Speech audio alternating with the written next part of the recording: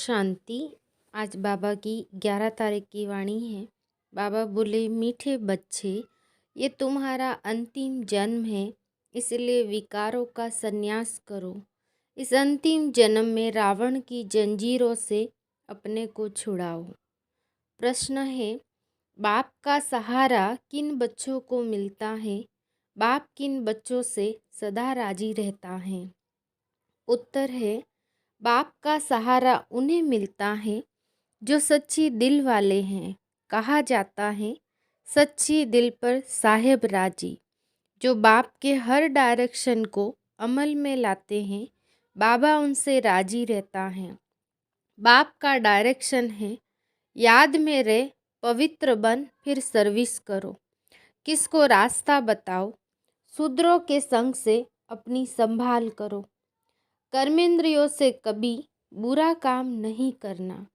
जो इन बातों की धारणा करते, बाप उनसे राजी रहता है। गीत है, मुझको सहारा देने वाले। ओम शांति। बच्चे यहाँ ज्ञान सुन रहे हैं। किसका ज्ञान? क्या शास्त्रों का? नहीं। बच्चे जानते हैं कि शास्त्रों का ज्ञान जो सभी मनुष्य मात्र लेते हैं, हमको यहाँ परमपिता परमात्मा ज्ञान देते हैं। कोई भी शास्त्र आदि पढ़ने अथवा अध्ययन करने वाले सन्यासी ऐसे नहीं कहेंगे। वो कोई ज्ञान नहीं सुनाते। कोई भी सत्संग में जाओ तो मनुष्य बैठा होगा, उनको शास्त्री जी, पंडित जी व महात्मा जी कहेंगे। नाम का ताल्लुक रखते ही हैं मनुष्य के साथ। यहाँ बच्चे जानते हैं, हमको कोई मनुष्य ज्ञान नहीं देते, परंतु मनुष्य द्वारा निराकार परमपिता परमात्मा ज्ञान देते हैं। ये बातें कोई भी सत्संग में नहीं सुनाई जाती। भाषण करने वालों की बुद्धि में भी ये बातें नहीं हो सकती। हमको जो भी ज्ञान दे रहा है वह कोई मनुष्य व देवता नहीं है। भले इस समय देवी देवता धर्म नहीं है, फिर भी ब्रह्मा विष्णु शंकर सूक्ष्म वतनवासी जो हैं, उन्हों का तो नाम गाया जाता है। लक्ष्मी नारायण आदि ये सब है देवी गुण वाले मनुष्य। हमको जो भी ज्ञान दे रहा है वह कोई मनुष्य व देवता नहीं है। भले इस समय देवी देवता धर्म नहीं है, फिर भी ब्रह्मा विष्णु शंकर सूक्ष्म वतनवासी जो हैं, उन्हों का तो नाम गाया जाता है। लक्ष्मी नारायण आदि ये सब है देवी गुण वाले मनुष्य। इस समय सब है आसुरी गुण वाले मनुष्य। कोई भी मनुष्य नहीं समझते कि हम आत्मा हैं, फलाने द्वारा परमात्मा हमको ज्ञान दे रहे हैं। वह तो समझते फलाना महात्मा, फलाने शास्त्री हमको कथा सुना रहे हैं, वेद शास्त्र आदि सुना रहे हैं, गीता सुना रहे हैं। बाप कहते हैं, मैं तुमको ऐसे शास्त्रों की बातें सुनाता नहीं हूँ। तुम तो अपने को आत्मा निश्चय करते हो और फिर कहते हो पतित पावन आओ। सर्व का दुख हरता सुख करता, वह है सर्व का शांति दाता, सर्व का मुक्ति जीवन मुक्ति दाता। वह है सर्व का शांति दाता, सर्व का मुक्ति जीवन मुक्ति दाता। वह तो कोई मनुष्य हो नहीं सकता। मनुष्य सवेरे सवेरे उठकर कितनी भक्ति करते, कोई भजन गाते, कथा करते, इसको कहा जाता है भक्ति मार्ग। भक्ति मार्ग वालों को ये मालूम नहीं है कि भक्ति मार्ग क्या होता है। यहाँ सब जगह भक्ति ही भक्ति है। ज्ञान है दिन, भक्ति है रात। जब ज्ञान है तो भक्ति, जब भक्ति है तो ज्ञान नहीं। द्वापर कलयुग है भक्ति, सतयुग त्रेता है ज्ञान का फल। वह ज्ञान का सागर ही फल देते हैं। भगवान क्या फल देगा? द्वापर कलयुग है भक्ति, सतयुग त्रेता है ज्ञान का फल। वह ज्ञान का सागर ही फल देते हैं। भगवान क्या फल देगा? फल माना वर्षा। भगवान वर्षा देगा मुक्ति का, साथ में मुक्ति धाम ले जाएगा। इस समय मनुष्य इतने हो गए हैं जो रहने की जगह नहीं है, अनाज नहीं है, इसीलिए भगवान को आना पड़ता है। रावण को पतित बनाते हैं, फिर पतित पावन आकर पावन बनाते। पावन बनाने वाला और पतित बनाने वाला दोनों ही अलग अलग है। अब तुम जान गए हो कि पावन दुनिया को पतित बनाने वाला कौन है और पतित दुनिया को पावन बनाने वाला कौन है? कहते हैं पतित पावन आओ एक को ही बुलाते हैं।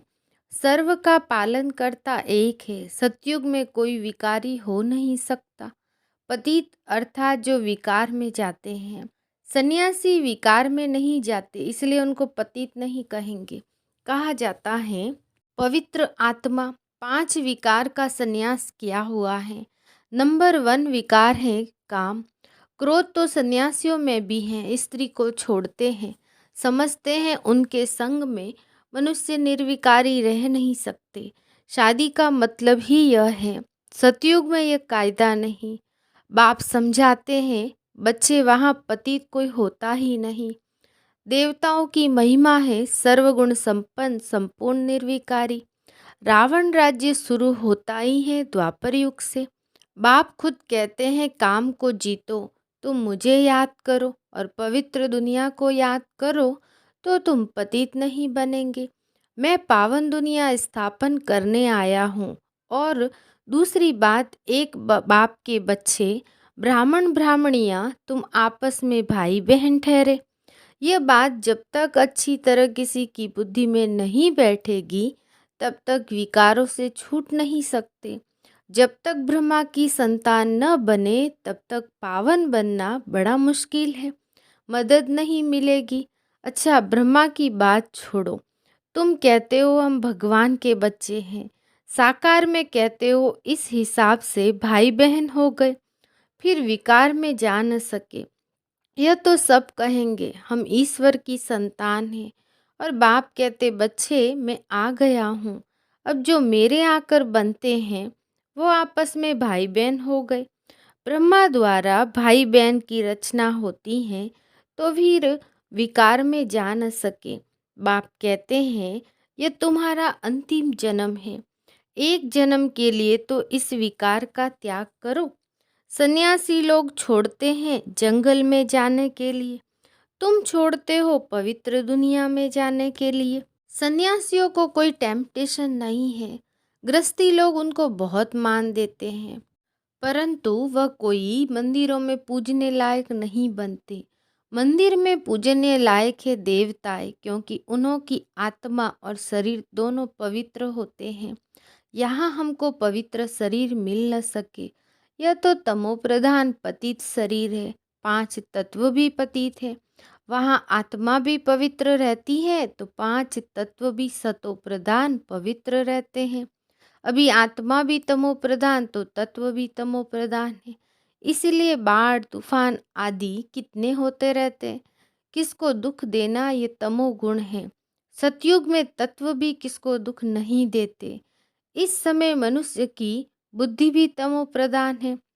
सतो रजो तमो में भी जरूर आना है, नहीं तो पुरानी दुनिया कैसे हो जो फिर नई बनाने वाला आए। अब बाप कहते हैं बच्चे पावन बनो, यह अंतिम जन्म रावण की जंजीरों से अपने को छुड़ाओ। आसुरी मत पर आधा कल्प तुम पतित रहे हो। ये बहुत बुरी आदत है। सबसे बड़ा दुश्मन है काम। छोटेपन में भी विकार में चले जाते हैं, क्योंकि संग ऐसा मिलता है, समय ही ऐसा है, पतित जरूर बनना है। संन्यास धर्म का भी पार्ट है। सृष्टि को जल मरने से कुछ बचाते हैं। अब ड्रामा को भी तुम बच्चे जानते हो। भल कहते हैं क्रिश्चियन धर्म को इतने वर्ष हुए, परंतु यह नहीं जानते कि क्रिश्चियन धर्म फिर खत्म कब होगा। कहते कलयुग को अभी 40,000 वर्ष चलना है, तो क्रिश्चियन आदि सब धर्म 40,000 वर्ष तक वृद्धि को पाते रहेंगे। अब 5,000 वर्ष में ही जगह पूरी नहीं हो रही तो 40,000 वर्ष में पता नहीं क्या हो जाए। शास्त्रों में तो बहुत गपोड़े लगा दिए, इसलिए कोई विरला ही इन बातों को समझ कदम कदम श्रीमत पर चलते। श्रीमत पर चलना कितना डिफिकल्ट है। लक्ष्मी नारायण जिन्हों को सारी दुनिया पूजती हैं, वह अब तुम बन रहे हो। ये तुम ही जानते हो, सो भी नंबरवार। अब बाप कहते हैं मुझे याद करो और घर को याद करो। घर तो जल्दी याद आता है ना, मनुष्य 8-10 वर्ष की मुसाफिरी कर घर लौटते हैं तो खुशी होती है कि अब हम अपने बर्थ प्लेस में जा रहे हैं। अब वह मुसाफिरी होती है थोड़े समय की, इसीलिए घर को भूलते नहीं। यहाँ तो 5000 वर्ष हो गए हैं, इसलिए घर को तो बिल्कुल ही भूल गए। अब आपने आकर बतलाया है कि बच्चे ये पुरानी दुनिया है, इनको तो आग लगनी है, कोई भी बचेगा नहीं, सबको मरना है। इसलिए सड़ी हुई दुनिया और सड़े हुए शरीर से प्यार मत रखो। शरीर बदलते बदलते 5000 वर्ष हुए हैं, 84 बार शरीर चेंज करते आए। अब बाप कहते हैं तुम्हारा 84 जन्म पूरे हुए, तब मैं आया हूँ। तुम्हारा पाठ पूरा हुआ तो सबका पूरा हुआ। इस नॉलेज को धारण करना है। सारी नॉलेज बुद्धि में है। बाप द्वारा नॉलेजफुल बनने से फिर सारे विश्व के मालिक बन जाते हो और विश्व भी नई बन जाती हैं। भक्ति मार्ग में जो भी कर्म कांड की वस्तुएं हैं, सबको खत्म करना है। फिर कोई एक भी हे प्रभु कहने वाला नहीं रहेगा। हाय राम, हे प्रभु, ये अक्सर दुख में निकलते हैं, सतयुग में नहीं निकलेंगे, क्योंकि वहाँ दुख की बात नहीं। तो ऐसा बाप जिसको याद किया जाता है, उनकी मत पर क्यों नहीं चलना चाहिए? ईश्वरीय मत से सदा सुखी बन जाएंगे। यह समझते भी श्रीमत पर चल न सके तो उसको महामूर्ख कहा जाता है। ईश्वरीय मत और आसुरी मत दोनों में रात दिन का फर्क हो जाता है। अब जज करना है कि हम किस तरफ जाए। माया की तरफ तो दुख ही दुख है, ईश्वर की तरफ 21 जन्म का सुख है। अब किसकी मत पर चले? बाप कहते श्रीमत पर चलने चाहो तो चलो। पहली बात है कि काम पर जीत पहनो। उनसे भी पहली बात है कि मुझे याद करो। यह पुराना शरीर तो छोड़ना ही है, अब वापिस जाना है। इस समय हमको ख्याल है कि हम 84 जन्मों की पुरानी खाल छोड़ता हूँ। वहाँ सतयुग में समझते हैं ये बूढ़ा शरीर छोड़ फिर बचपन में आएंगे। इस पुरानी दुनिया का महाविनाश होना है। यह बातें कोई शास्त्रों में नहीं है, ये बाप बैठ सम्मुख समझाते हैं। ये सब बातें ध्यान में रहे तो अहो सौभाग्य कितना सहज है। फिर भी पता नहीं स्वीट होम स्वीट राजधानी को क्यों भूल जाते, याद क्यों नहीं करते। संग दोष में आकर गंदे बनते हैं। बाबा कहते बच्चे गंदे विकल्प बहुत आएंगे, परंतु कर्मेंद्रियों से कोई काम नहीं करना। ऐसे नहीं विकर्म करके फिर लिखो बाबा ये विकर्म हो गया क्षमा करो। विकर्म कर दिया तो उसका फिर 100 गुना दंड पड़ जाएगा। एक तो न बतलाने से दंड पड़ जाते। इस समय पता पड़ता है कि अजामिल कौन बनता है। जो ईश्वर की गोद लेकर फिर विकार में जाते तो सिद्ध होता है कि ये बड़ा अजामिल पाप आत्मा है, जो विकार बिगर रह नहीं सकते। बाइस्कोप सिनेमा सबको गंदा बनाने वाला है। तुम्हें कोई भी विकार से दूर भागना चाहिए। ब्राह्मण है निर्विकारी, तो संग भी ब्राह्मणों का चाहिए। शूद्रों के संग में दुखी होते हैं। शरीर निर्वाह तो सब कुछ करना ही है, परंतु कर्मेंद्रियों से कोई विकर्म नहीं करना चाहिए। हाँ, बच्चों को सुधारने के लिए समझाना है। कोई न कोई युक्ति से हल्की सजा देनी है। रचना रची है तो रेस्पॉन्सिबिलिटी भी है। उन्हों को भी सच्ची कमाई करानी है। छोटे छोटे बच्चों को भी थोड़ा बहुत सिखलाना अच्छा है। शिव बाबा को याद करने से मदद मिलेगी। सच्चे दिल पर साहेब राजी होता है। सच्ची दिल वाले बच्चों को ही बाप का सहारा मिलता है। अब सारी दुनिया में कोई किसका सहारा नहीं। सहारा होता है सुख में ले जाने का। एक परमात्मा को ही याद करते हैं, वही आकर सबको शांति देते हैं। सतयुग में सब सुखी हैं, बाकी सब आत्माएं शांति देश में रहती हैं। भारत स्वर्ग था, सब विश्व के मालिक थे। अशांति, मारामारी कुछ नहीं था। जरूर वह नई दुनिया बाबा ने ही रची होगी। बाबा से वर्षा मिला होगा, कैसे वह भी कोई समझते नहीं। उसको राम राज्य कहा जाता है, अब नहीं है, था तो सही ना। वही भारत जो पूज्य था वह पुजारी बना है, फिर पूज्य जरूर बनेगा। अब तुम पुरुषार्थ कर रहे हो। शिव भगवानोवाच, श्री कृष्ण की आत्मा अंतिम जन्म में सुन रही है, फिर कृष्ण बनने वाली है। सवेरे उठकर बाबा को याद करना है। वह टाइम बहुत अच्छा है, वाइब्रेशन भी शुद्ध रहता है। जैसे आत्मा रात को थक जाती है तो कहती है मैं डिटैच हो जाती हूँ। तुम्हारा भी यहाँ होते हुए बुद्धि योग वहाँ लगा रहे। अमृत वेले उठकर याद करने से दिन में भी याद आएगी। यह कमाई है, जितना याद करेंगे उतना विक्रमाजीत बनेंगे। धारणा होगी, जो पवित्र बनते हैं, याद में रहते हैं, वही सर्विस कर सकेंगे। डायरेक्शन पर चलते हैं तो बाबा राजी होते हैं। पहले सर्विस करनी है, सबको रास्ता बताना है। योग का रास्ता बताने के लिए भी ज्ञान देंगे ना। योग में रहने से विक्रम विनाश होंगे। साथ में चक्र को भी फिराना है। रूप बसंत बनना है, फिर पॉइंट्स भी आती रहेगी। अच्छा, मीठे मीठे सिक्की लदे बच्चों प्रति माता पिता बाप दादा का याद प्यार और गुड मॉर्निंग। रूहानी बाप की रूहानी बच्चों को नमस्ते। रूहानी बच्चों की रूहानी बाप दादा को याद प्यार गुड मॉर्निंग, नमस्ते नमस्ते नमस्ते।